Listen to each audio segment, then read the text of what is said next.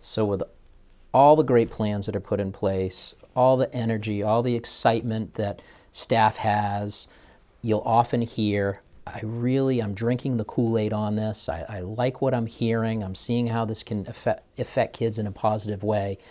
But where do I find the time? That's the piece that is the biggest question.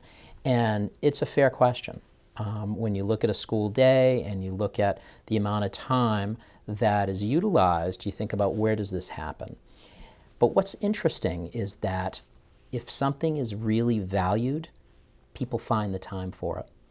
And what also is interesting is if you, as a staff member, think about a student that you're having some challenges with around behavior, and you think about all the time you're spending working with that student around those behaviors. And then if you think about, well, gosh, if I invest in proactive time, I'm going to find that it saves time. And I have not worked with a teacher that has not found that to be the case. It's just taking a leap of faith and doing things differently, looking at time differently, and thinking about where in my day, how can we make this happen? And so with things that have been successful have involved teachers communicating with unified arts teachers and thinking about, is there a block where I'm available to work with this student? And chances are, if they're not real successful in the classroom, there's a unified arts class that they're probably not real successful at as well. And so generally those unified arts teachers will support that and think that's a great idea. And often they will benefit from that because there'll be something that comes from that that then transfers into other parts of their day. And so that's the challenge, is the time and thinking about how you might solve that. And I do think that it's something that can be customized. You think about your school, you think about the resources.